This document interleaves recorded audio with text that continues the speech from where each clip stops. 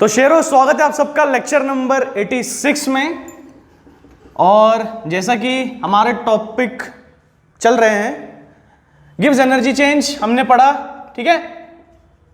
और उसको रिलेट किया था इलेक्ट्रिक वर्क डन से। किसी भी गैल्वेनिक सेल में इलेक्ट्रिक वर्क और गिव्स एनर्जी को हमने कंपेयर किया था अच्छे से। तो डेरिवेशन में हमारा जो फॉर्मूला रिड्यूस होकर के आया था, that is change in gives energy is equal to the electric work done. Whatever the electric work is done, okay, that is equal to the change in Gibbs energy. ठीक है। So delta G we wrote as delta G is equal to minus n F E, जहाँ पे हमारा equation था n will be number of moles। Text book में लिखा हुआ है, ठीक है। टेक्स्ट बुक लेके बैठो तो अच्छा रहेगा ज़्यादा, क्योंकि रिलेट कर पाओगे चीज़ों को कि क्या चल रहा है और कैसा फ्लो हो रहा है, ठीक है। तो टेक्स्ट बुक लेके बैठा करो। तो n मतलब नंबर ऑफ मोल्स है, f मतलब फैराडे, आप जानते हो कितना है ना, इसकी कांस्टेंट वैल्यू है। E मतलब potential of the cell, okay. So this was the formula. और इसके बाद सेल पोटेंशियल का फॉर्मूला भी हमने रिड्यूस किया था, E is equal to which is 0.0592 and this number was at standard temperature which is 25 degree Celsius was taken. और वापस हमने और क्या लिया था, R को 8.314 लिया था, है ना, गैस कॉन्स्टेंट है जो। तो 0.0592 this is the number we got, divide by 2 log to the base 10 into K. ln का log भी किया था, जहां पे 2.303 फैक्टर भी लिया था, अगर आपको याद होगा तो। So these were the two derivations which we derived, पिछले लेक्चर में हुआ था, लेक्चर नंबर 85 में। आज इसका एक छोटा सा न्यूमेरिकल लेंगे जो कि बहुत ज्यादा सिंपल है, ठीक है। तो चीतो क्या करना है, अच्छे से इसको सॉल्व करना है मेरे साथ में, ठीक है, पेंडिंग रखना नहीं इसको।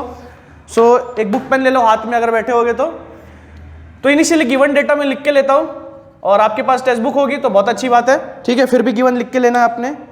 गिवन में क्या दिया है, I will just read out the numerical. Calculate standard gives energy change, okay, calculate standard gives energy change.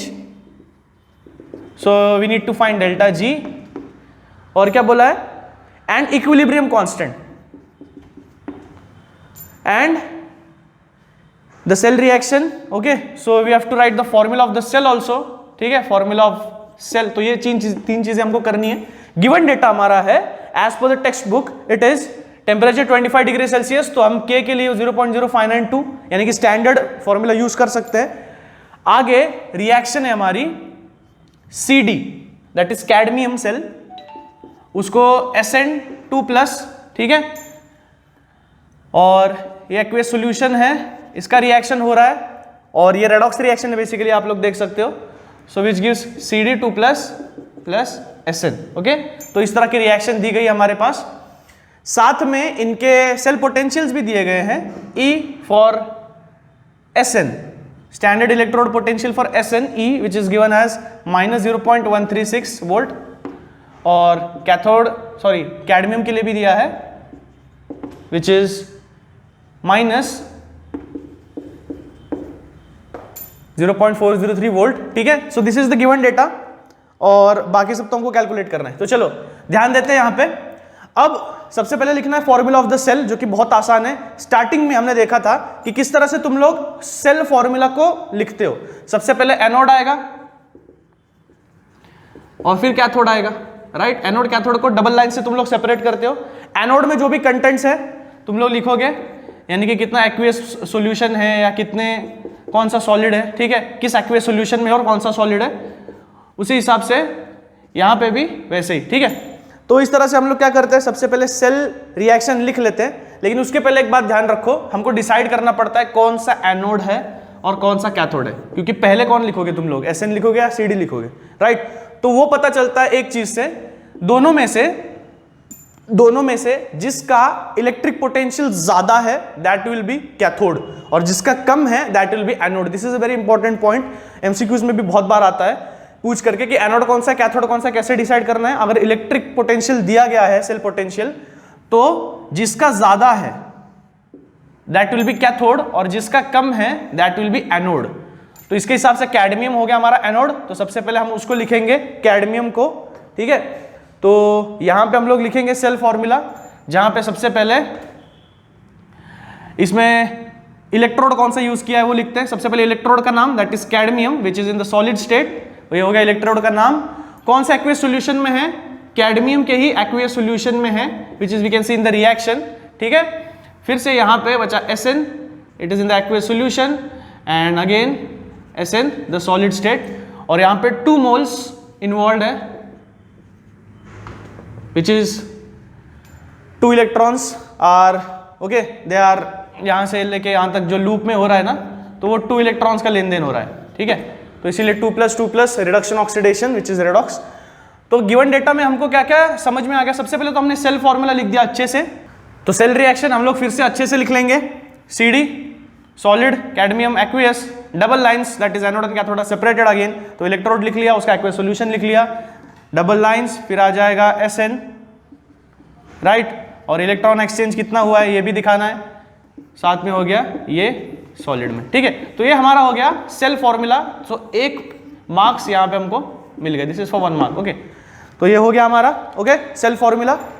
अब इसके बाद क्या करना है? फॉर्मूला बेस्ड अब तो सबसे पहले डेल्टा जी कैलकुलेट करेंगे, delta G which is equal to -NFE, and E is for the cell potential, यानी कि टोटल सेल के लिए। तो टोटल सेल के लिए E निकालना है, तो क्या करना है?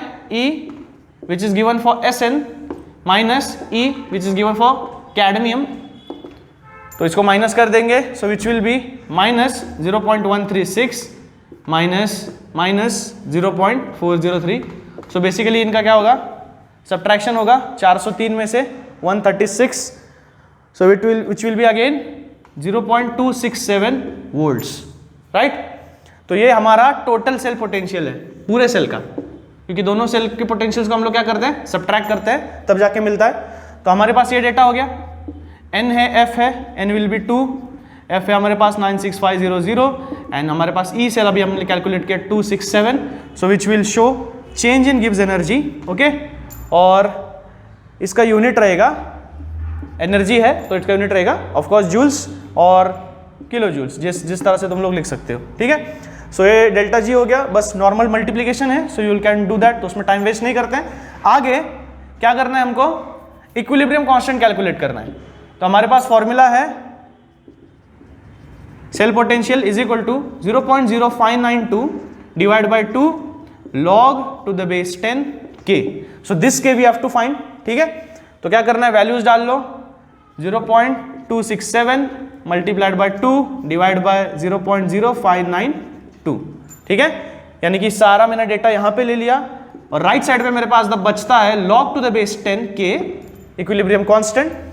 तो अगर इक्विलिब्रियम कांस्टेंट कैलकुलेट करना है तो इसको मल्टीप्लाई करके जो भी आएगा उसका निकाल लो आप लोग एंटी लॉग, राइट। ऊपर लिख देता हूं, तो k को उसकी जगह पे रख करके यहां पे जो भी डेटा है, ठीक है, उसका आप लोग एंटी लॉग निकाल लोगे,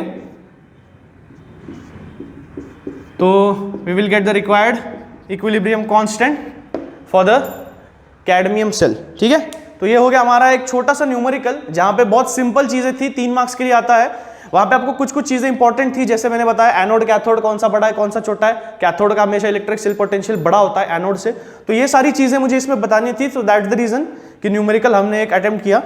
आगे अनसॉल्व्ड में तुम लोग को इस तरह के न्यूमेरिकल्स होंगे, कुछ और चेंजेस भी होंगे, जहां पे टेम्परेचर जो है तुम्हारा स्टैंडर्ड स्टेट पे नहीं होगा, ठीक है। तो उस वक्त तुमको जो यहाँ पे फॉर्मूले में 0.0592 ये नंबर नहीं होगा, ठीक है। अलग टेम्परेचर के लिए ये नंबर भी उसी हिसाब से चेंज हो जाएगा।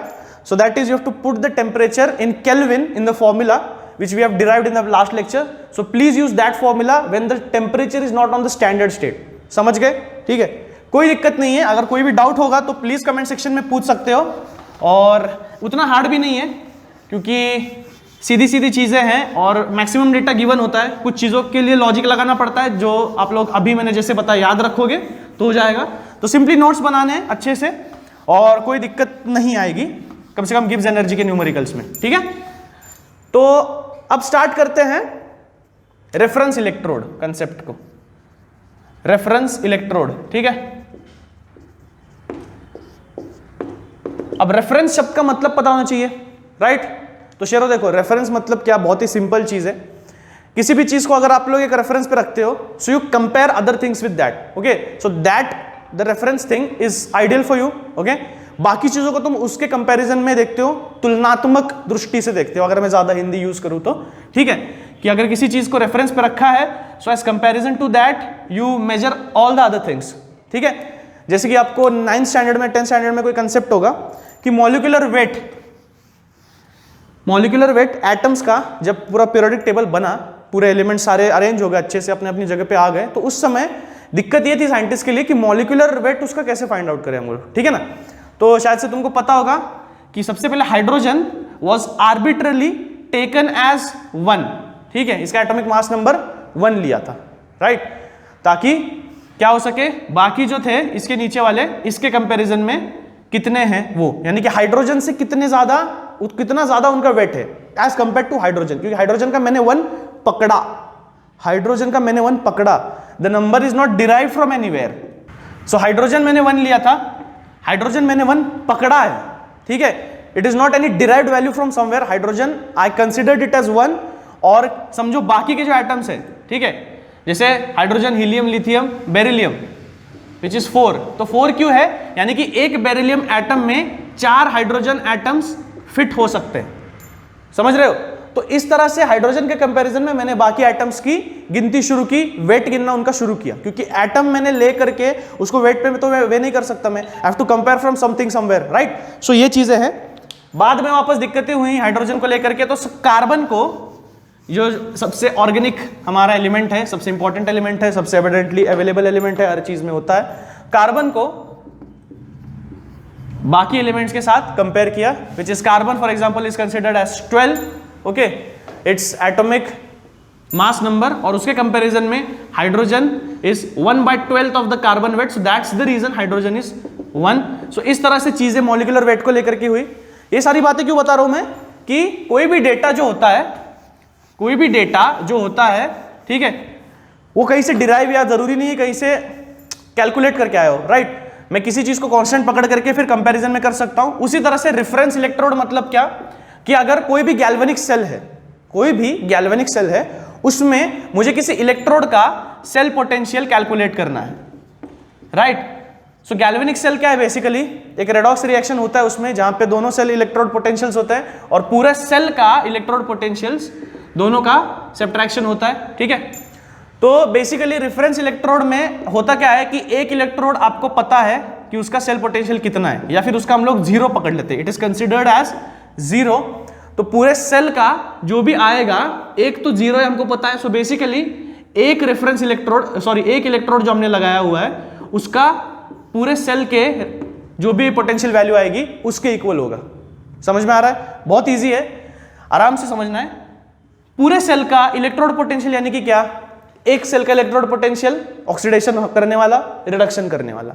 अगर दोनों में से हमने एक को 0 पकड़ लिया, तो जो पूरे सेल का आएगा वो किसी एक इलेक्ट्रोड के इक्वल टू होगा ना, समझ रहा। तो वैसी वाली बात है, रेफरेंस इलेक्ट्रोड से क्या इसका यूज क्या है, कि हम लोग किसी भी एक अननोन इलेक्ट्रोड को अगर उसके साथ लगाएंगे तो उसका सेल पोटेंशियल हमको पता चल सकता है, क्योंकि रेफरेंस का तो आपको पता है, और ये आपने 0 लिया हुआ है, ओके, कोई भी वैल्यू या फिर 0 कंसीडर करते हैं मैक्सिमम टाइम्स। तो यहां पे सबसे पहला जो रेफरेंस इलेक्ट्रोड है वो है शी, इसका full form standard hydrogen electrode.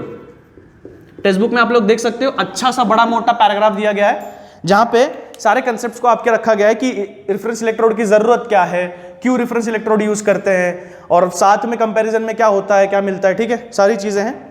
तो इसका स्ट्रक्चर हम लोग थोड़ा सा देख लेंगे, जो आपके टेक्स्ट बुक में बहुत अच्छे से डायग्राम दिए गए। प्लीज उस डायग्राम को मार्क कर लीजिए, वो 2 या 3 मार्क्स के लिए एग्जाम में पूछी जाती है। So please you can mark figure 5.6 text book page number 109। जो भी लोगों ने नहीं लिए या नोट्स बना रहे हो तो साइड में वहां पे लिख लो, अगर टेक्स्ट बुक पास में नहीं है तो, कि ये डायग्राम बहुत कंपलसरी, बहुत जरूरी है, प्लीज इसको मार्क कर लीजिए। स्टैंडर्ड हाइड्रोजन इलेक्ट्रोड, इसमें बेसिक पॉइंट्स बता देता हूं। प्लैटिनम प्लेट लगी होती है सबसे पहले तो उस इलेक्ट्रोड के नीचे, जो कि ब्लैक कवर्ड है, यानी कि प्लैटिनम प्लेट है बेसिकली मेटल की, जिसपे ब्लैक कलर की कोटिंग की जाती है। उसके बाद दूसरा प्लैटिनो वायर उस प्लेट से कनेक्टेड होती है, जो कि आगे चल करके ग्लास ट्यूब में मर्क्यूरी भरा होता है, ठीक है, उसके अंदर होती है। ये हो गया।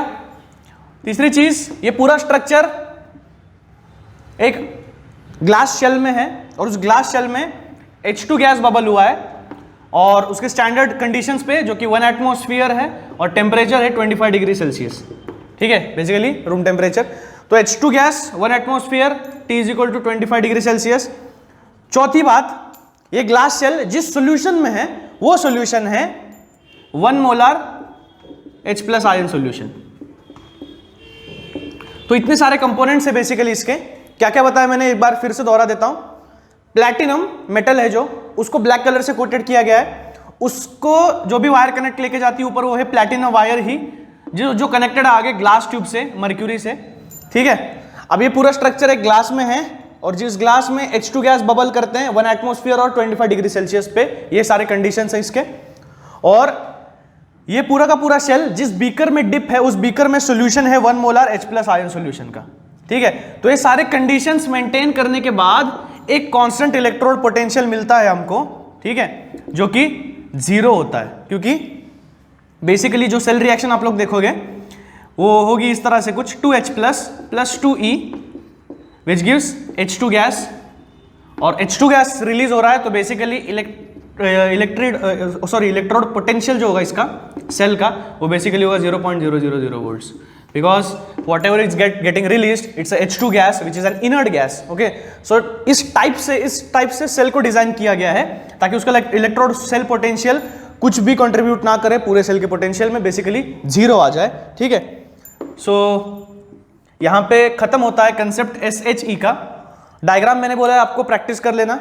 और वहां पे जो Cu वायर दी गई है, प्लैटिनम वायर सिर्फ मर्क्यूरी तक लेके जाती है, आगे जो है इलेक्ट्रिसिटी नॉर्मली हमको यूज करनी है, उसमें से वही फ्लो होगा इलेक्ट्रॉन्स, तो बेसिकली कॉपर वायर तुम लोग यूज कर सकते हो। पूरी की पूरी वायर प्लैटिनम की लेने की जरूरत नहीं है, बहुत महंगा है भाई, ठीक है, पूरी की पूरी यूज करने की जरूरत नहीं है। कॉपर वायर तो ये सारे केमिस्ट का काम है। अगर कॉलेज गलती से चालू होता है तो इसको देख लेना एक बार, कॉलेजेस में होता है, बेसिकली छोटा सा रहेगा, इतना बड़ा बड़ा जो डायग्राम्स में दिया है कुछ नहीं, इतना सा स्ट्रक्चर होता है, ठीक है। तो उसको आप लोग देख सकते हो। बाकी सारी चीजें जो डिस्कस करूंगा मैं प्राइमरी सेल और सेकेंडरी सेल के बारे में, वो होगा अगले लेक्चर में। और उसी में ड्राई सेल भी हम लोग सीखेंगे, जो कि एक प्राइमरी तरह का सेल है जिसके केमिकल कंटेंट्स खत्म होने पे रिएक्शन बंद हो जाती है, ठीक है। तो ये सारी चीजें हम लोग डिस्कस करेंगे लेक्चर नंबर 87 में। तब तक के लिए खाओ पियो मौज करो, पढ़ाई का शेड्यूल बनाओ, क्योंकि एग्जाम नजदीक आ रहे हैं, धीरे धीरे दिन खत्म हो रहे हैं। सो देन लाइक शेयर और सब्सक्राइब, ये 3 चीज करना प्लीज यार मत भूलना, ठीक है। जिसको जरूरत है उसको बता दो यार, फोकट में बिक रहा है नॉलेज, तो लेना जरूरी है। तो सीरीज भी जल्दी खत्म होगी क्योंकि लेक्चर्स बहुत तेजी से होंगे, अब कंसेक्यूटिवली लेक्चर्स होंगे डेली, सो प्लीज ज्वाइन रहना। मिलता हूं अगले लेक्चर में, तब तक के लिए गुड बाय, थैंक यू।